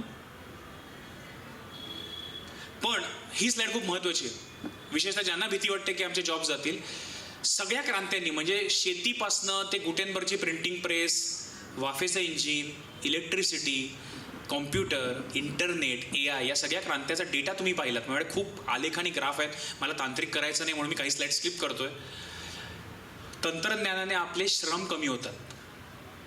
ते श्रम कमी झाल्यामुळे आपल्याला नवीन गोष्टी सुचतात आणि नवीन गोष्टी सुचल्या की आपल्याला नवकल्पना येऊन समृद्धी येते. जसं मी म्हणालो की शिकारीतनं माझा वेळ वाचला, तर आम्ही शेतकरी झालो, आम्ही गायक झालो, आम्ही गणिती तज्ज्ञ झालो, आम्ही मंदिरं बांधली, आम्ही भुर्जपत्रावर काय काय नवीन नवीन पोथ्या लिहायला लागलो, काही भिक्षुकी करायला लागले, धर्माचा उदय झाला. हे सगळं झालं का? तर आमचा एक जॉब बदलला आणि आम्हाला स्थैर्य आलं. तेव्हा स्थैर्य जेव्हा येतं तेव्हा आपली श्रममुक्ती होते आणि श्रममुक्ती झाली की आपण मानव जात म्हणून नवीन काहीतरी विचार करायला लागतो. बरोबर आहे. हा पॅटर्न गेले हजारो वर्ष रिपीट झालेला आहे आणि AI साठी हाच पॅटर्न रिपीट होणार आहे. आता हे ग्राफिक बघा. औद्योगिक क्रांतीमध्ये साधारणपणे 40 वर्षाचं आयुर्मान झालं. म्हणजे आत्तापर्यंत आपल्याला माहिती आहे भारतात सुद्धा म्हणजे मागच्या पिढीमध्ये 50-60 वर्ष जगले म्हणजे खूप जगले. म्हणजे आपल्या आजोबा आजीच्या काळात तुम्ही पाहिलं असेल की 50-60मध्ये जाणं हे खूप सर्वमान्य होतं, म्हणजे चांगलं जीवन झालं. आणि त्याच्यामुळे आत्ताची पिढी म्हणजे चांगल्या आरोग्य सुविधा आणि चांगलं हे झाल्यामुळे आपण आज 80 ते 90मध्ये सर्वसाधारणपणे एक मध्यमवर्गीय माणूस चांगला जगू शकतो. ही जी आपली वाढलेलं आपलं जे आयुर्मान आहे ते आयुर्मान तंत्रज्ञानामुळे वाढलं आहे. मग त्या मेडिकल तंत्रज्ञान असेल, त्याच्यामध्ये अजून काय क्लीन वॉटर, क्लीन सॅनिटेशन, हे सगळं जे आपलं झालेलं आहे ते त्याच्यामुळे झालेलं आहे. त्याच्यामुळे ह्या क्रांतीमध्ये मेन आपण शेतकी उद्योगाकडनं थोडं औद्योगिकरणाकडे वळलो आणि त्याचे डेटा सगळा तिकडे दिलेला आहे. म्हणजे साक्षरता दर वाढला. तुम्हाला जॉब्स पाहिजेत फॅक्टरीमध्ये किंवा ऑफिसमध्ये, तुम्हाला साक्षर असणं आवश्यक आहे. जसं आपल्याकडे साहेबाने केलं की मेकॉलेजची शिक्षण पद्धती आपण किती शिव्या घातल्या तरी हे सत्य नाकारता येणार नाही की भारतामध्ये पारंपरिक दुष्काळ पडायचे. तुमची राजकीय मतं काही असू देत, पण ऑफिसमध्ये जाणं ही सवय आपल्याला इंग्रजांनी लावली ना. सगळ्यांनाच कोकणात शेती करून काय झालं असतं. आपले पूर्वज पण इकडे आले ना, किरगावात आले, गिरणगावात आले, गोरेगावात आले, वसई विरार आले. कसे आले ते? त्यांनी कुठे नोकऱ्या पटकरल्या, त्यांनी बिझनेस काढले. कसे काढले? कारण नवीन संधी उपलब्ध झाल्या आणि वडिलोपार्जित शेतीचे तुकडे होत चालले. ते तुकडे होता होता मग काय करायचं. एक भाऊ म्हणाला मी मुंबईत मिलमध्ये नोकरी करतो, तू शेती सांभाळ गावी. असं करत आपले पूर्वज हळूहळू शहरांकडे यायला लागले. त्याच्यानंतर आलं विद्युतीकरण योजना. हे खूप इंटरेस्टिंग आहे. विद्युतीकरणाने काय झालं म्हणजे विद्युतीकरणाने फॅक्टऱ्यांची आउटपुट वाढलंच. म्हणजे मोठ्या मोठ्या फॅक्टऱ्या आपण ज्या म्हणतो असेंब्ली लाईन त्या तर वाढल्यात, पण घरांमध्ये पण एक मोठा बदल झाला. घरांमध्ये तंत्रज्ञान आलं. म्हणजे आत्तापर्यंत भारतात एक माझ्या लहानपणी वॉशिंग मशीन येणं मोठी गोष्ट होती. म्हणजे घराघरात वॉशिंग मशीन येणं, टी व्ही येणं आपण सेलिब्रेट करायचो. 90च्या आधी जेव्हा आपली अर्थव्यवस्था बंदिस्त होती तेव्हा घरी असं उपकरण आणणं मोठी गोष्ट होती. पण अमेरिकेमध्ये 1910-1915च्या सुमारास पहिल्या महायुद्धाच्या आधी हे सगळं चालू झालेलं. आणि त्याने झालं काय, तुमचं घरातलं काम वाचलं. आणि घरातलं काम वाचल्यामुळे काय झालं, महिला घराबाहेर पडल्या. आणि हा अमेरिकेचा डेटा अवेलेबल आहे. अमेरिकेचा डेटा तरुण जैन नावाचे आपले IIMचे प्रोफेसर आहेत, त्यांनी 1908 ते दुसरं महायुद्ध या सगळ्या वर्षांचा सकल राष्ट्रीय उत्पन्नाचा अमेरिकेचा डेटा काढला, GDP ग्रोथ ज्याला आपण म्हणतो. आणि त्यांनी हे सांगितलं की 1908ला एका वॉशिंग मशीनमुळे, म्हणजे वॉशिंग मशीन म्हणतात ना की एक तात्कालिक कारण झालं, पण वॉशिंग मशीन, मग त्याच्यानंतर अजून घरातली इक्विपमेंट आली, व्हॅक्यूम क्लिनर आले वगैरे वगैरे, डिशवॉशर आले. घरातल्या बाईचे कामाचे तास वाचले आणि ती महिला घराबाहेर पडली आणि कुटुंबासाठी अर्थार्जन करायला लागली. आणि $2 ट्रिलियन सकल राष्ट्रीय उत्पन्नामध्ये महिलांनी भर घातली. हा तंत्रज्ञानाचा फायदा आपल्याला माहिती नसेल, म्हणजे तुम्हाला कळतच नसेल की घरातलं वॉशिंग मशीन आणि डिशवॉशर आणि सकल राष्ट्रीय उत्पन्नाचा काय फायदा आहे. तुम्ही बाईचं काम वाचवलं. जी बिचारी दिवसभर कपडे धुवायची, घर साफ करायची, तिच्या कामाचे तास कमी झाले आणि ती बाईसुद्धा घरी बाहेर पडून काम करायला लागली. आणि असं झालं. आता माझ्याकडे बराच वेळ आहे, मी पण बाहेर जाऊन नोकरी करते, असं अमेरिकन गृहिणी बोलली असेल आपल्या नवऱ्याला 1908-1910 वगैरे, बरोबर. त्याच्यानंतर डिजिटल ऑटोमेशन झालं, बौद्धिक श्रमाचं. कॉम्प्युटर आल्यावर, आता कॉम्प्युटर आले आपल्याकडे भारतात तर 70च्या सुमारास आले, अमेरिकेमध्ये 40-50मध्ये होते. पण ते काही विद्यापीठांमध्ये होते आणि काही मिलिटरीजकडे होते. ते तुमच्या आमच्या आयुष्यात स्मार्टफोन खिशात आहे आपल्या तसे नव्हते. परंतु तेव्हाच हे समजलं होतं की हळूहळू कॉम्प्युटर्स आपल्या रोजच्या जगण्यामध्ये येणार आहेत. त्याचं संशोधन चालू झालं आणि त्याच्यामुळे झालं काय की तुमचे डेस्क जॉब्स वाढले. म्हणजे काय की पूर्वी बँकेत तुम्हाला आठवत असेल, तुमच्या पहिले जे बँकेत होते जुने, पूर्वी बँकांचं क्लोजिंग म्हणजे सप्टेंबर आणि मार्चमध्ये अर्ध्या बँका बंद असायच्या. आता असतात का बंद बँका? पूर्वी पासबुक हाताने लिहून द्यायचे, आता इंटरनेटवर स्टेटमेंट येते, SMS येतो. का तर श्रम तुमचे वाचले, त्याच्यामुळे बँकांचे ब्रांच कॉम्प्युटराइज झाल्या आणि तुम्ही जास्त लोकांना नोकऱ्या दिल्या. म्हणजे हा एक विरोधाभास आहे. नीट विचार करा, 90च्या दशकामध्ये जेव्हा कॉम्प्युटर आले तेव्हा आपल्याकडे आंदोलनं झाली, जसं साहेब म्हणाले तसे, की आम्हाला भारतासारख्या देशामध्ये कॉम्प्युटर नको, आमच्याकडे खूप लोकसंख्या आहे. पण तुम्ही बँकांचा डेटा पाहिलात तर कॉम्प्युटर आल्यामुळे उलट बँकांच्या ब्रांचेस वाढल्या बँकातल्या नोकऱ्या वाढल्या आणि बँकांची रीच पण वाढली. आज जनधनसारख्या योजना आहेत, UPI तुम्ही पाहिलं असेल. हे सगळं कसं झालं? हे सगळं बँकांच्या कॉम्प्युटरायझेशनमुळे झालं आणि त्याला सांभाळायला माणसं जास्त लागायला लागली. हा मोठा तंत्रज्ञानाचा आणि माणसांचा विरोधाभास आहे आणि तो AI मध्ये पण रिपीट होणार आहे. आणि डेटा असं सांगतो की इंटरनेटमुळे जी एक नोकरी विस्थापित झाली, मी नष्ट झाली म्हणत नाही, कुठल्याच माझ्या व्याख्यानामध्ये तुम्हाला रिप्लेस असा वर्ड मिळणार, मी डिस्प्लेस म्हणतो, म्हणजे विस्थापित झाली, त्या एका नोकरीच्या समोर 2.5 नोकऱ्या नवीन निर्माण झाल्या. आणि कशा ते तुम्हाला सांगतो. 1992-93च्या सुमारास जेव्हा आपल्याकडे उदारीकरण झालं तेव्हा तुम्हाला STD ISD PCOचे बूथ आठवतात का? गावोगावी होते ते पिवळ्या कलरचे. केबल TV हा उद्योग आठवतो? आपल्याच काही तरुणांनी केबल TV काढले होते गावागावामध्ये. सायबर कॅफे आठवतात? आजकालच्या पिढीला सायबर कॅफे माहितीच नसणार. ज्या मुलांचा जन्म 2000 नंतर झाला आहे त्यांना सायबर कॅफे हा प्रकार माहिती नाही. पण आपल्या लहान म्हणजे मी जेव्हा कॉलेजमध्ये होतो तेव्हा सायबर कॅफेत जाऊन इंटरनेट मिळायचं किंवा STD कॉल लावायला रात्री 10 नंतर 25% सवलत असायची म्हणून आपण STD कॉल 10 नंतर लावायचो. पण ते बिझनेस कोणी काढले होते? आपल्याच लोकांनी काढले होते. म्हणजे हे आपल्या जॉबच्या डेटामध्ये कदाचित येणार नाही पण ते करतायत.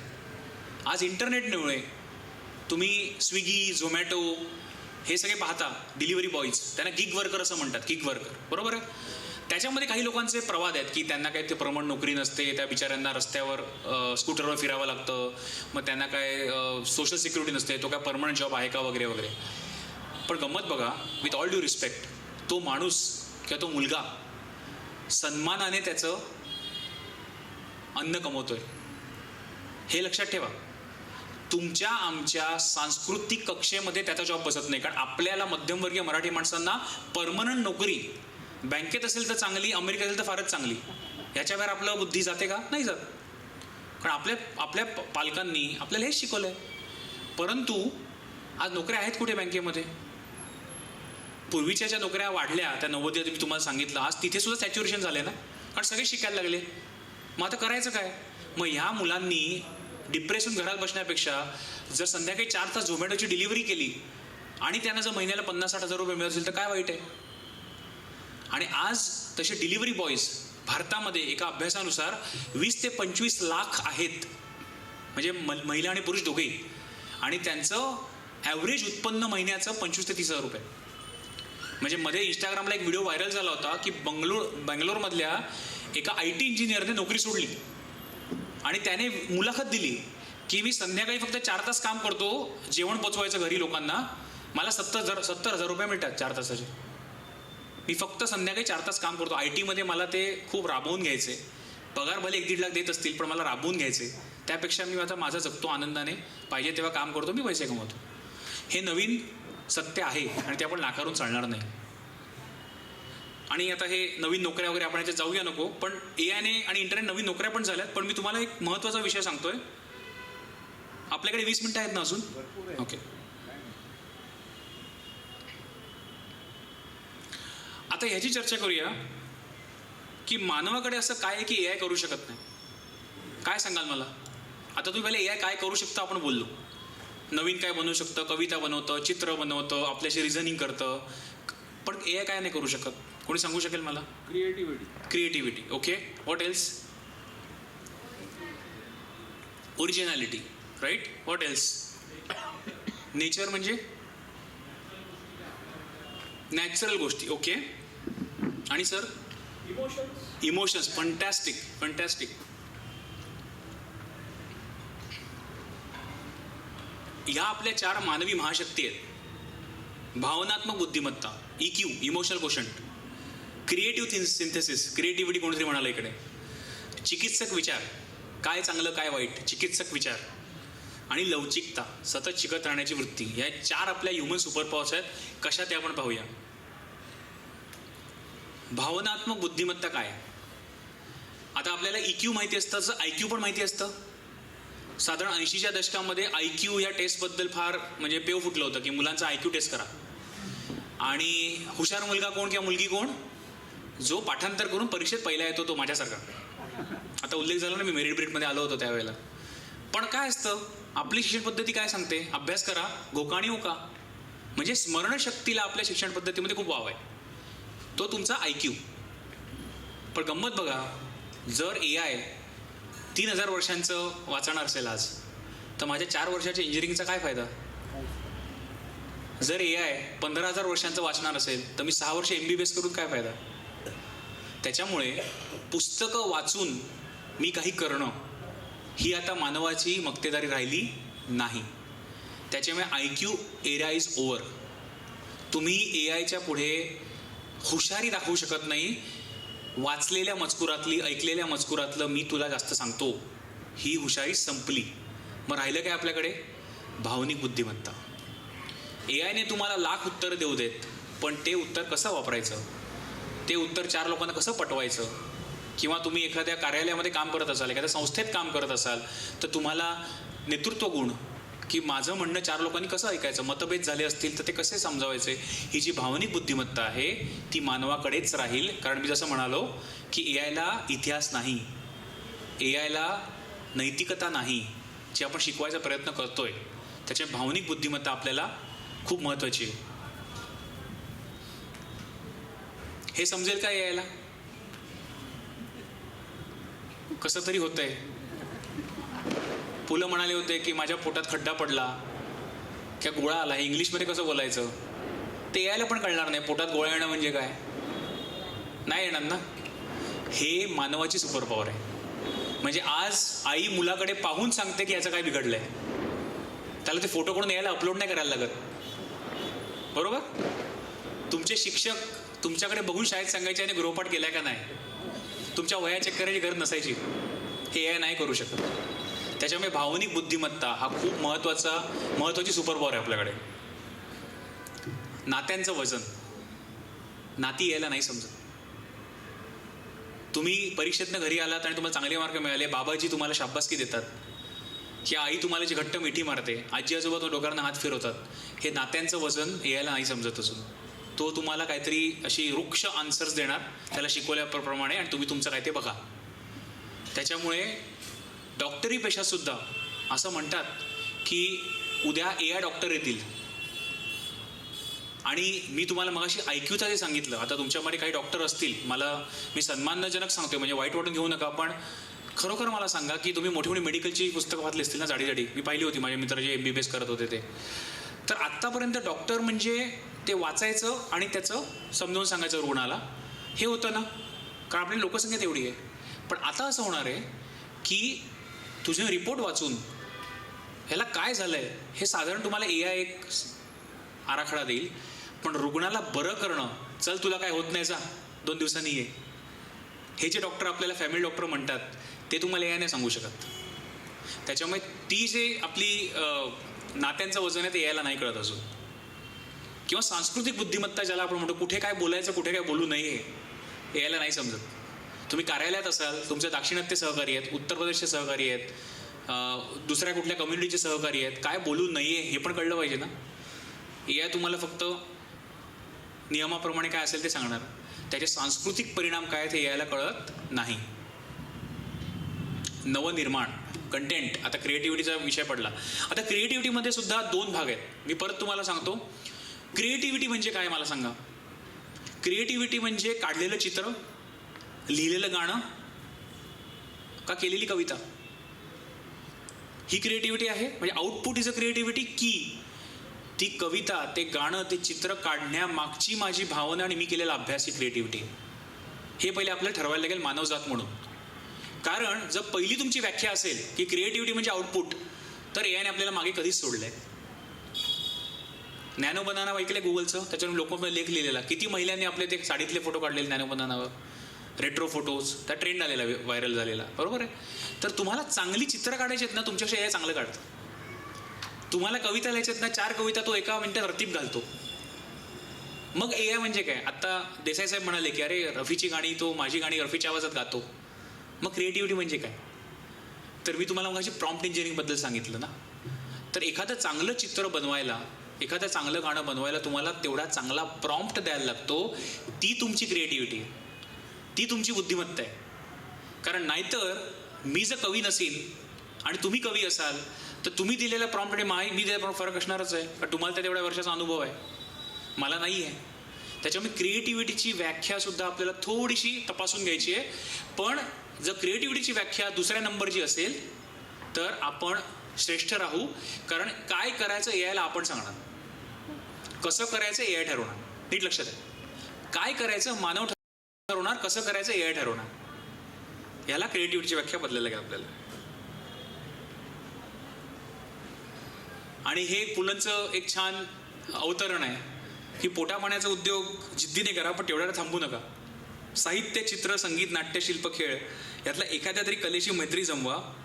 पोटापाण्याचा उद्योग तुम्हाला जगवेल पण कलेशी जमलेली मैत्री तुम्ही का जगायचं सांगून जाईल. आणि का जगायचं हे यायला नाही माहिती, त्याच्यामुळे आपल्यालाच त्याचा विचार करायचा आहे. आता चिकित्सक विचार, तुम्हाला हे ऐकलं असेल ना की एआय खोटं उत्तरं देतो. पहिले कोणी हॅल्युसिनेशन म्हणतात त्याला, कोणाला अनुभव आलाय. एआय खोटी उत्तरं देतो, मग ठोकून देतो काहीतरी. आता मला सांगा, जर मी डायरेक्ट एआयचं उत्तर वापरलं तर मला काही प्रॉब्लेम होतील ना. समजा मी डॉक्टर आहे आणि मी काहीतरी बघून, अरे बाबा तुझ्या एक्सरेमध्ये कॅन्सर दिसतोय, एआयने सांगितलंय जा घेऊन, तर रुग्ण अर्ध मेला होईल तिकडे. त्याच्यामुळे एआयचं जे आउटपुट आहे ते आउटपुट फक्त तुम्हाला वापरायचं आहे as a guideline. Then you have to do human eyeballing, म्हणजे मानवाने त्याच्यावर विचार करून त्याचा चिकित्सक विचार करणं आवश्यक आहे. आणि म्हणून आपल्याला कुठलाही संघर्ष असेल जगातला किंवा तुमच्या शहरातला, घरातला, ऑफिसमधला, दोन्ही बाजू समजून घेऊन काय चांगलं काय वाईट हा चिकित्सक विचार फक्त एआय नाही करू शकत, मानवच करू शकतो. ही आपली एक सुपर पॉवर आहे. आणि लवचिकता, अडॅप्टेबिलिटी, मी मगाशी उदाहरण दिलं, लहान मूल मानवाचं ते दुरदुरू चालायला शिकलं की त्याला धावायला सांगायला लागत नाही, पण एआयला मला प्रोग्राम लिहून द्यायला लागतो अजूनही. त्याच्यामुळे लवचिकता जी आहे किंवा शिक्षणाची जी आपली पद्धत आहे ती आपल्याकडेच आहे, ती एआयकडे नाही आहे. आणि हे जे आपण आता सुपर पॉवर बघितल्या त्याचं हे सारांश आहे की आपण मानव एआयला काय देतो, दृष्टिकोनाने उद्देश म्हणजे काय करायचं, प्रेरणा आणि प्रोत्साहन, मार्गदर्शन आणि वाढ, आणि आव्हानामध्ये सहानुभूती की एम्पथी ज्याला आपण म्हणतो. पण ह्याच्या पलीकडे हे सांस्कृतिक, नैतिक बदल, विश्वास निर्माण हे पण आपल्याला एआयला सांगायला लागतं. कारण हे 8 जे आहेत ना, हे एआय काहीच करू शकत नाही. आणि म्हणून तुम्ही कितीही डेटा एआयला द्या, 3000 वर्ष काय 3 लाख वर्षांचा डेटा द्या, त्याचा कसा चांगला वापर करायचा एआय स्वतः ठरवू शकत नाही. आता लोक म्हणतात की मग एआय वापरायचं का नाही वापरायचं, तर मी तर म्हणतो एआय नक्की वापरा. आणि मी माझ्या दोन्ही मुलींना एआय वापरायला शिकवले. माझी एक मोठी मुलगी 10वीमध्ये, माझी धाकटी मुलगी आता 3री त्या 4थीत जाईल. आणि तुम्ही आजच्या पिढीला स्क्रीनपासून लांब ठेवू शकाल का हो? खरं सांगा. तुमच्यातले जे आजी आजोबा आहेत तुम्ही ट्राय करा की तुम्ही मोबाईल बघू नका. ती मुलं तुमच्याकडे विचित्र बघतील आणि तुमच्याकडे बोलणं बंद करतील. त्याच्यामुळे आत्ताच्या पिढीला तुम्ही मोबाईल किंवा आयपॅड वापरू नका हे सांगण्यापेक्षा ते कसं जबाबदारीने वापरा हे सांगायची गरज आहे. आणि म्हणून एआयचा वापर आपण कसा करायचा, आपला कॅल्क्युलेशन स्पीड कमी आहे. तुम्ही कितीही पाढे-पाठ केलेत तर तुम्ही एका वेळेला 15 गणितं करू शकाल, कम्प्युटर करू शकतो. जसं मी म्हणालो, तुम्ही कितीही चांगले मेमरी तज्ज्ञ असाल, स्मरणशक्तीतले तज्ज्ञ असाल, तर तुम्ही 3000 वर्षाचं वाचन लक्षात ठेवू शकाल, वाचू तरी शकाल 3000 वर्ष. मानवी आयुष्यात तेवढं नाही आहे. मग तिथे एआयची मेमरी वापरा आणि त्याच्यातले कुठलं आपल्याला पाहिजे ना ते घ्या. आणि प्रोसेसिंग पॉवर, आपला मेंदू थकतो माहिती आहे ना, दिवसभर काम केलं की असं वाटतं की झोपावं आता, फार झालं कटकट. एआय कधी थकतं का? एआयला जेवायला लागतं का? एआयला चहा लागतो का? की एआय म्हणतो मी सुट्टीवर जातो 4 दिवस, असं होतं का? नाही होत ना. मग एआयला थकणं माहीत नाही आहे, त्याला प्रोसेसिंग पॉवर भरपूर आहे. मग त्याचा चांगला वापर करा ना. जिथे मानवाची मर्यादा आहेत त्या मानवी मर्यादांच्या पुढे एआयचा वापर करा. आता हे फार महत्त्वाचं आहे. आपण शेवटाकडे आलो आहे आपल्या व्याख्यानाच्या. एक 10 मिनटं घेतो फक्त. तर जुनं मॉडेल होतं ना, एकदा शिका, वर्षानुवर्ष वापरा, त्याच्यातले एक्सपर्ट व्हा आणि बदलाला विरोध करा. अग्री? हे टिपिकल मानवाचं मॉडेल आहे. म्हणजे काय, 21 वर्षापर्यंत शिकायचं, पदवी घ्यायची, त्याच्यानंतर कुठे नोकरीला चिकटायचं, 35-40 वर्ष इमानीत बाहेर नोकरी करायची, मग पेन्शन घ्यायचं. आपल्या मराठी घरांमध्ये काय असतं, याला यशाची व्याख्या हीच आहे ना. आणि मग त्याच्यानंतर समाजसेवा करायची, ही यशाची व्याख्या आहे ना, की नातवंडांना सांभाळायचं. मी परत सांगतो, हे चुकीचं काही नाही. मी उपहास करत नाही आहे, मी त्याच घरातला आहे, मी त्याच संस्कृतीतला आहे, तुमच्यासारखाच आहे. मी उपहास करत नाही. पण ती आपली यशाची व्याख्या आता दुर्दैवाने बदलणार आहे. याचं कारण ए आयमध्ये जर 5 दिवसामध्ये 10 लाख लोक वापरायला लागत असतील आणि तंत्रज्ञान एवढ्या वेगाने बदलत असेल तर आपल्याला 35-40 वर्ष एकाच करिअरमध्ये दिवस करायचे आता संधीच नाही. We cannot, simply cannot. तुम्ही कितीही चांगल्या कॉलेजातनं डिग्री घ्या, तुम्ही अमेरिकेत जाऊन शिकून या, PhD डॉक्टरेट करून या, तरी तुम्ही आजच्या विद्यार्थ्यांना ही अपेक्षा करू शकत नाही की ते विद्यार्थी आयुष्यभर त्या क्षेत्रामध्ये काम करून 58व्या वर्षी रिटायर्ड होतील. ही दुर्दैवाची गोष्ट आहे. पण त्या संधीसुद्धा आहे. संधी कशी आहे की 10वीला जे माझ्यावर शिक्का मारण्यात आला की हा हुशार आहे, हा सायन्सला जाईल. मी मेरिट ब्रिटमध्ये आलो होतो ना, मग मी आर्ट्स कसं करणार? मग मला आईवडिलांनी काय केलं, तू जा बाबा इंजिनिअरिंगला, कारण तू हुशार आहेस. माझा कोण मित्र असेल त्याला 80% असतील, तू कॉमर्स कर, तुझं सायन्सचं काम नाही. 60% खाली सगळे कला शाखेत. अशी जाती व्यवस्था आपल्याकडे होती की नाही? ही जाती व्यवस्था आता नष्ट होणार आहे. कारण तुम्हाला कला शाखेतले जरी असाल तरी तुम्हाला AI शिकायचं आहे. तुम्ही इंजिनियर असाल तरी तुम्हाला फायनान्स शिकायचं आहे. तुम्ही फायनान्शियल विझार्ड असाल, तुम्हाला गाणं गाता आलं पाहिजे, कारण तुम्ही त्याच्यात रिसर्च करत असाल. तुम्ही डॉक्टर असाल तरी तुम्हाला मेडिकल इमेजिंगमध्ये हे आलं पाहिजे. त्याच्यामुळे तुम्हाला दर 3 ते 4 वर्षांनी संधी उपलब्ध होणार आहे नवीन काहीतरी शिकण्याची आणि नवीन करिअर घडवण्याची. म्हणजे वयाच्या 16व्या-18व्या वर्षी आपल्याला जे शिक्के मारायचे आपले पालक की तू इंजिनियर, तू डॉक्टर, तू वकील आणि तू चार्टर्ड अकाउंटंट, तू बँकेत जायचं, हे शिक्के आता या पिढीला आपल्याला मारता येणार नाहीत. आता करायचं काय? आता हे सगळं तुम्ही ऐकलत. काही लोकांना फूट डोक्यानं गेलं असेल, काही लोक कंटाळले असतील, कधी आता मी बंद करतो असं वाटलं असेल, दॅट इज ओके. आता आपण प्रॅक्टिकल बघूया करायचं कसं. हे सगळं ऐकलं, आता काय करूया आपण?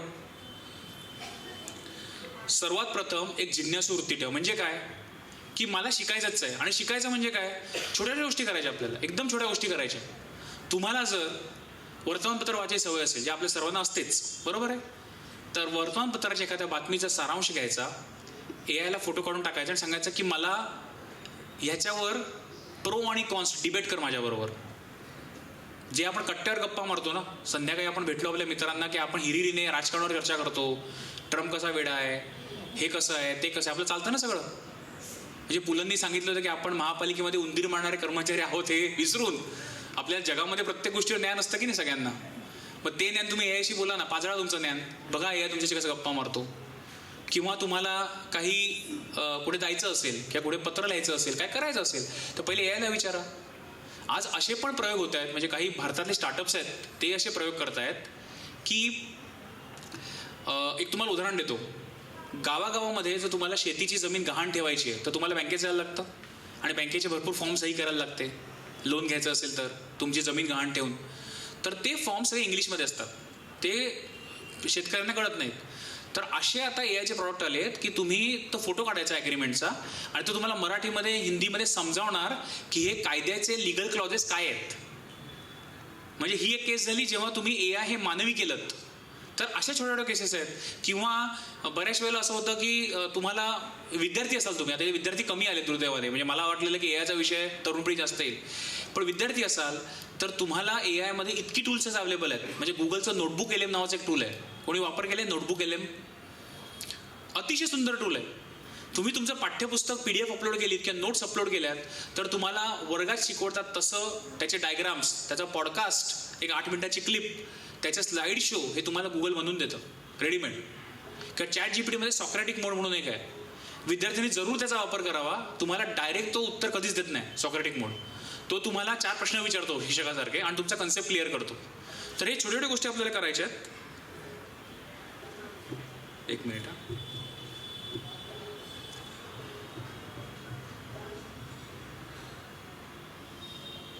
तर मी शेवटी एकच सांगेन की AI आपल्याला रिप्लेस करण्यासाठी नाही, आपल्याला मुक्त करायला आलंय. म्हणजे अजूनही कोणाच्या मनात AI बद्दल भीती आहे का की काहीतरी फार तांत्रिक आणि किचकट आहे असं कोणाला वाटतंय का? खरं सांगायचं, तुम्हाला अजूनही किचकट वाटतं? कोडिंगच्या बाबतीत प्रश्न आहे हां. की आता आमच्या जनरेशनला अजिबात कोडिंग येत नाही. हो. पण आता बऱ्याच ठिकाणी सांगितलं जातं की तुम्ही डिजिटल मार्केटिंग शिका, त्याच्या थ्रू AI शिका, म्हणजे तुम्हाला मार्केटिंग जास्त लोकांपर्यंत पोचवता येईल. तर मग हे कोडिंग येत नाही तर त्याचा आणि AIचा काय संबंध आहे आणि आलं पाहिजे? खूप छान प्रश्न आहे.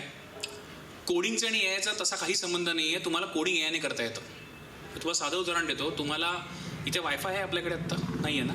वायफाय नाही आहे ना आपल्याकडे? ठीक आहे. असतं तुम्हाला मी एक सॉफ्टवेअर बनवून दाखवलं असतं. तुम्हाला असं फक्त प्रॉम्प्ट करायचं. म्हणजे फॉर एक्झाम्पल तुम्हाला उद्या सॉफ्टवेअर ॲप्लिकेशन बनवायचं आहे, घराचा खर्च भागवायचा, मला बजेटचा ॲप्लिकेशन बनवून पाहिजे, मोबाईल ॲप्लिकेशन, राईट? तुम्ही कागदावर लिहायचं फक्त की मला माझ्या ॲप्लिकेशनमध्ये काय काय पाहिजे, आणि ते कागदावर लिहिलेला तुम्ही फोटो काढायचा आणि गुगल जेमिनीमध्ये टाकायचं, सांगायचं एक सॉफ्टवेअर बनव. गुगल जेमिनी अख्खा तुमचा कोड लिहितो. तुम्हाला वेबसाईट बनवायची आहे, 2 मिनिटात वेबसाईट बनते.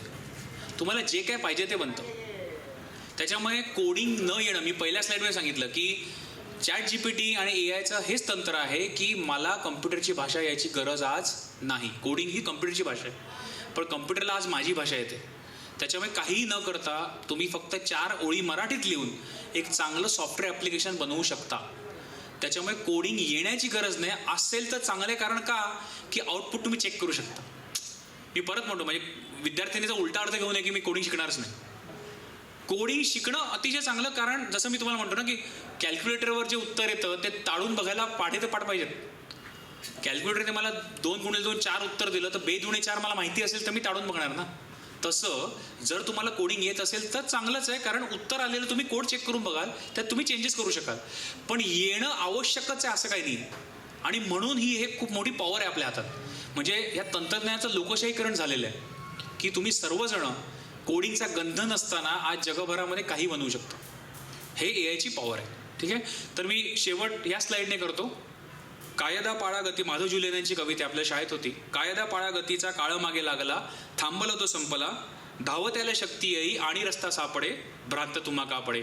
आज मला इथे बोलवलं त्याबद्दल धन्यवाद. आणि येस मॅडम, कोर्सेस कुठले आहेत त्याच्यामध्ये? ह्याच्यामध्ये कोर्सेस बरेच आहेत. असं प्रत्येकाला एक उत्तर देता येणार नाही मला, पण मी परत सांगतो, प्रॉम्प्ट इंजिनिअरिंग शिकलात ना तर तुम्हाला कोर्सेसची पण गरज नाही. आता कोर्सेस कसे असतात, तर मॅडमने डिजिटल मार्केटिंगचं उदाहरण दिलं. Digital marketing, right? तर स्वातंत्र्यवीर सावरकर मार्ग चुनाभट्टी इथे IDB नावाची इन्स्टिट्यूट आहे, IDB.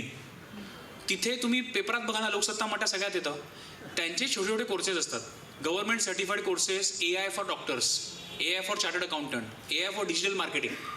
5,000 रुपये फी असते. ऑनलाईन असतात. कधी तिकडे चुनाभट्टीला 2 दिवस शनिवार रविवार जायचं, पण ते सुंदर असतात. म्हणजे ते तुम्हाला पाहिजे तेवढं शिकवतात. त्याच्यामुळे मी तर म्हणेन, तुम्ही खरोखर चार्टर्ड अकाउंटंट असाल, तुम्ही डॉक्टर असाल, तुम्ही लॉयर असाल आणि तुम्हाला तुमच्या क्षेत्रातलं AI शिकायचं आहे, तर तुम्ही तो छोटा कोर्स 5,000 रुपयाचा करा. तुम्हाला ते हँड्स ऑन त्याच्यामध्ये देतील. आणि तुम्हाला तसं नाही करायचं, नुसतंच AI शिकायचं आहे, तर कोर्सेरावर, युडेमीवर भरपूर कोर्सेस अवेलेबल आहेत. पण त्याच्या आधी प्रॉम्प्ट इंजिनिअरिंग शिका. म्हणजे तुम्हाला जर प्रॉम्प्ट इंजिनिअरिंग आलं तर कदाचित तुम्हाला कोर्सेस करायची पण गरज लागणार नाही. तुम्ही तुमच्या, म्हणजे आता ही मॉडेल एवढी प्रगत झाली तर गुगल जेमिनी आहे. मी परवा माझ्या एका आर्किटेक्ट मित्राबरोबर बसलो होतो. आर्किटेक्ट जर कोणी असेल तर तुम्हाला floor plans, interior decoration plans, 3D rendering हे सगळं एकही पैसा न भरता गुगल जेमिनीवर फ्रीमध्ये बनतं सगळं. कोडिंगचं उदाहरण सांगितलं मी. तुम्ही जर वेबसाईट डेव्हलपर असाल तर तुम्ही वेबसाईट कोडिंग न करता परप्लेक्सिटी, जेमिनीवर फ्री बनवू शकता. म्हणजे जर तुम्ही प्रॉम्प्ट चांगले शिकलात द्यायला तर कदाचित तुम्हाला कुठल्या कोर्सची पण गरज लागणार नाही. तुमच्या रोजच्या आयुष्यामध्ये AI वापरायचं असेल तर तुम्हाला कुठे सर्टिफिकेट सबमिट करायचं ऑफिसमध्ये तर तसे कोर्सेस करा, कारण मग त्या सर्टिफिकेटला व्हॅल्यू असते. ठीक आहे. Yes madam.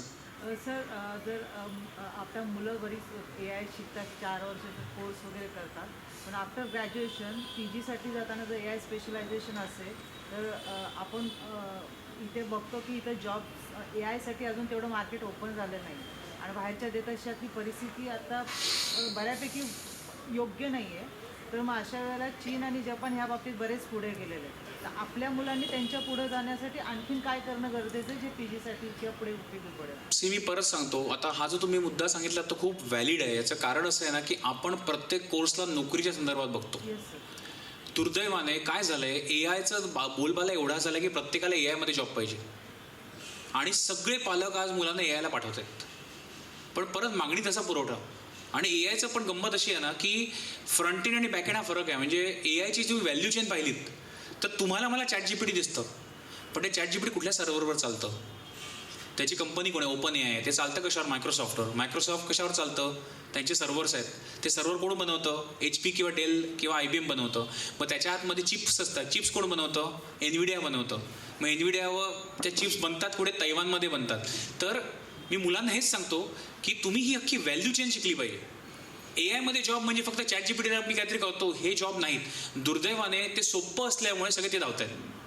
पण तुम्ही मला जर विचाराल तर ए आयमध्ये जगात खूप जॉब्स उपलब्ध आहेत ह्या अख्ख्या व्हॅल्यू चेनमध्ये. म्हणजे कोणी इलेक्ट्रॉनिक्स इंजिनियर असेल किंवा रोबोटिक्स इंजिनियर असेल किंवा VLSI ज्याला डिझायनिंग म्हणतात, तर चिप्स बनवणाऱ्या कंपन्यांमध्ये कामं आहेत आज, सर्व्हर बनवणाऱ्या कंपन्यांमध्ये जॉब्स आहेत, क्लाउड कम्प्युटिंगमध्ये जॉब्स आहेत, बिग डेटामध्ये जॉब्स आहेत, डेटा सायन्समध्ये जॉब्स आहेत, आणि मग AI ॲप्लिकेशनमध्ये जॉब आहेत. पण दुर्दैवाने होतंय काय आपल्याकडे, प्रत्येकाला पटकन पैसा हवा आहे म्हणून प्रत्येकाला AIची फ्रंट एंड ॲप्लिकेशनच बनवायचे. त्याच्यामुळे प्रॉब्लेम होतो की प्रत्येकाला तोच जॉब हवा आहे, माणसं पुढचा विचार नाही करत. तर मी पण नेहमी म्हणतो की जर तुम्ही आज 10वीचे किंवा 12वीचे विद्यार्थी असाल तर कृपया AIचा कोर्स आणि ग्रॅज्युएशन करू नका. ह्याचं कारण तुम्ही 3 वर्षांनी किंवा 4 वर्षांनी इंजिनिअरिंग करून निघाल तोपर्यंत तुम्ही शिकलेलं AI 4 वर्ष जुनं झालं असेल. त्याच्यामुळे मूर्खासारखं AIचा जमाना आहे म्हणून पालकांनी 10वी-12वीनंतर मुलांना AIमध्ये ढकलू नका. तुम्ही पस्तावाल. तुम्हाला AI शिकायचंच असेल तर 2 स्ट्रॅटेजी तुम्हाला सांगतो. स्ट्रॅटेजी 1, कोर तुमचा पोर्टफोलिओ बनवा. त्याला आपण T-शेप लर्निंग म्हणतो. तुम्ही मेकॅनिकल, सिव्हिल, इलेक्ट्रिकल, केमिकल जे तुमचं इंजिनिअरिंग आहे मेन ब्रांच इलेक्ट्रॉनिक्स ती करा. आणि AIचे वरची टीची दांडी असते ना हॉरिझॉन्टल, तुम्ही 20% AI शिका की मला मेकॅनिकल इंजिनिअरिंगमध्ये AI कसं वापरायचं, कम्प्युटर इंजिनिअरिंगमध्ये AI कसं वापरायचं, इलेक्ट्रॉनिक्समध्ये AI कसं वापरायचं, किंवा तुम्ही LLB करत असाल तर आता लॉयर्स सॉफ्टवेअर्स आलेत, AIचे सॉफ्टवेअर आलेत की ते जुने कायदे वाचून सगळं तुम्हाला सांगतं की AIद्वारे तुम्ही काय करू शकता. डॉक्टरांना सुद्धा मेडिकल इमेजिंगमध्ये AI शिकणं आता मस्त आहे, रेडिओलॉजिस्ट जे आहेत त्यांच्यासाठी. तर माझं सांगणं हेच राहतं की तुम्ही AI हा फुल टाईम ग्रॅज्युएशन पर्याय पाहू नका. त्याच्यात आपण मोठी चूक करू जी आपल्या लोकांनी कम्प्युटर इंजिनिअरिंगची केली. तुम्ही तुमचे कोर्सेस आहेत तेच करायचे, 20% AI शिकायचं, आणि अगदीच तुम्हाला त्याच्यात स्पेशलायझेशन करायचं असेल तर ग्रॅज्युएशन नंतर पोस्ट ग्रॅज्युएशनच्या क्षेत्रात तुम्ही करा, कारण ते 1.5 वर्षाचं वगैरे असतं आणि तुम्ही इंडस्ट्रीमध्ये लगेच जाता. म्हणजे तुम्ही आत्ता शिकलेलं नॉलेज तुम्हाला 1-1.5 वर्षात लगेच वापरता येतं, काहीतरी रिलेव्हंट असतं. पण मी डिप्लोमा इन AI करतोय 10वी नंतर आणि BE इन AI केलं आणि पालकाने आपली कॉलर ताटकून सांगितलं माझं पोरगं AI शिकतंय, त्याला जगात कोणीही जॉब देणार नाही. तुम्हाला हे वाईट वाटेल पण मी तुम्हाला स्पष्टपणे सांगतो, ग्लॅमरला भुलू नका. AI is glamour today in India. त्याच्यामुळे पालकांनी मूर्खासारखं आपल्या विद्यार्थ्यांना AIच्या इंजिनिअरिंगला, AIच्या डिप्लोमाला टाकू नका. हे माझं फर्म मत आहे. क्लासेस जे AI शिकवतात ते काय असतं? पैसे काढतात. मी तुम्हाला तेच सांगतो, AI आहे काय, प्रॉम्प्ट इंजिनिअरिंग आहे. मी तुम्हाला परत सांगतो, कदाचित तुम्हाला फार सुलभीकरण वाटेल हे, पण तुम्ही एक 7-8 दिवस फक्त प्रॉम्प्टशी खेळा. तुम्हाला एकदा प्रॉम्प्ट इंजिनिअरिंग जमलं, म्हणजे माझ्याकडे एक प्रॉम्प्ट इंजिनिअरिंगचं गाईड आहे, तुम्ही आयोजकांचा नंबर दिला तर मी पाठवेन, तुम्ही नंबर ठेवा. म्हणजे मध्ये थिंक बँक नावाची एक पॉडकास्ट आहे, यूट्यूबला माझा व्हिडिओ आहे, तर त्यांनी मला प्रॉम्प्ट इंजिनिअरिंगसाठी स्पेशल बोलवलं होतं. तर मी त्या चॅनलसाठी यूट्यूबला एक प्रॉम्प्ट इंजिनिअरिंग गाईड बनवलं आहे माझं. ते गाईड मी तुम्हाला पाठवून देईन, तेवढंच वाचा. 5 पानं आहेत त्याच्यामध्ये की प्रॉम्प्टचे प्रकार काय, कसं प्रॉम्प्टिंग करायचं. तेवढं जरी केलं तुम्हाला कुठल्याही AI क्लासला जायची गरज नाही, कारण त्यांनी सुद्धा मार्केट ओळखलं आहे. त्यांनी मार्केट ओळखलं आहे. आज काय होतं आहे, पालकांकडे पैसा आहे, आजोबांकडे पैसा आहे, गिफ्ट काय देतात, AI समर स्कूल. काय करतं पोरगं जाऊन तिकडे, पालकाला कॉलर ताट करायची आपल्या ऑफिसमध्ये, माझं पोरगं AI शिकतंय. त्याच्यामुळे क्लासेस बिसेसला पैसे देऊ नका, मूर्खपण आहे. Yes sir. मानसशास्त्रीय सेगमेंटमध्ये AI कितपत हे करेल आणि त्याच्यासाठी कुठले काही मानसशास्त्रीय खूप चांगला प्रश्न आहे. म्हणजे मी मध्ये डॉक्टर आनंद नाडकर्णींशी बोललो याच्याबद्दल, डॉक्टर राजेंद्र बर्वेंनी माझी मुलाखत घेतली. तर हा माझा क्षेत्र नाही, म्हणजे मी परत सांगतो, मी त्यांच्याकडनं जे शिकलो होते. 2 गोष्टी आहेत. एक म्हणजे मानसशास्त्रीय दृष्ट्या मी जसं म्हणालो इमोशन्स किंवा इमोशनल आधार हे AI नाही देऊ शकत. AI तुम्हाला बोलू शकतं, म्हणजे तुम्ही AI शी बोललात की मला वाईट वाटतंय किंवा मी रडतोय, तर AI सांगेल अरे sorry to hear that, what can I do to cheer you up, हे AI तुम्हाला सांगेल. पण जे तुम्हाला माणसाशी बोलणं होतं ते होणार नाही. पण AI तुम्हाला कुठे फायदा होतो, जर तुमच्यामध्ये न्यूनगंड असेल किंवा तुम्हाला लोकांशी बोलता येत नाही, तुम्हाला लोकांकडे जाता येत नाही, तुम्हाला भीती वाटते की मला लोक हसतील, तर तुम्ही AIची प्रॅक्टिस करू शकता. तुम्ही आज म्हणजे AI जजमेंटल नाही, लक्षात ठेवा. आज माणसं घाबरतात कशाला की समोरचा माझ्याबद्दल काय विचार करेल, मी तोंड उघडलं तर, मी काय चुकीचं बोललो किंवा बोलले तर समोरचा माणूस मला जज करेल. आपण म्हणतो ना, AI तुम्हाला जज नाही करत. तर तुम्हाला एखादं प्रेझेंटेशन आहे ऑफिसमध्ये उद्या, किंवा तुम्हाला एखादं व्याख्यान द्यायचं आहे, तुम्हाला 4 लोकांमध्ये जाऊन बोलायचं आहे, तर त्याची प्रॅक्टिस तुम्ही AI बरोबर जरूर करा. पण मानवी कनेक्शन जे आहे ना ते AI तुम्हाला कधी देऊ शकत नाही. मानसशास्त्रीय दृष्ट्या AIचा वापर टूल म्हणून करा, साध्य म्हणून करू नका. मानवाचीच तुम्हाला गरज आहे, तुम्हाला बरं वाटावं म्हणून. अजून काही प्रश्न आहेत? सर तुमचा नंबर आयोजकांकडे आहे, आयोजकांकडे माझा नंबर आहे. पण मी परत सांगतो, म्हणजे आनंदाने सांगतो की तुम्हाला ना काही करिअर सल्ला हवा असेल तर नक्की कॉन्टॅक्ट करा. पण माझ्या मुलाला जॉब लावा म्हणून व्हॉट्सअपला प्लीज मला बायोडेटा पाठवू नका. मी खरंच सांगतो. कारण ना म्हणजे मी खूप असं होतं, मी महाराष्ट्रभर जातो, लोक माझा नंबर घेतात आणि एकच असतं, सरायला चिकटवाना कुठेतरी. आपण आत्ता एवढं 1 तास ऐकलं, चिकटवणं नाही होणार आता. तर लोकांच्या पेक्षा असते की ह्याने चिकटवावं, असं नका करू प्लीज. तुम्हाला कोर्स कुठला करायचा आहे, मी माझ्या मुलाला किंवा मुलीला इथे टाकते तर हे बरोबर आहे का, चुकीचं आहे का, असे प्रश्न आनंद आहे, मी पुढच्या पिढीला मार्गदर्शन करीन. पण तुम्हाला चिकटवणार नाही मी कुठेच. ठीक आहे, धन्यवाद.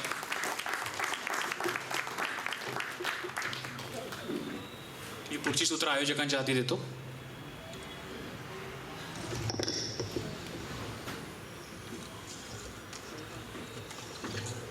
आज आपण हे जे काही AI बद्दल व्याख्यान ऐकलं, खरं तर प्रत्येकाच्या आपल्या व्हॉट्सॲपवर रोज हजारो फोटोज व्हिडिओज येतात जे आपल्याला माहीत नसतं की खरंच तो व्हिडिओ शूट केलेला आहे की तो व्हिडिओ कोणीतरी बनवलेला आहे.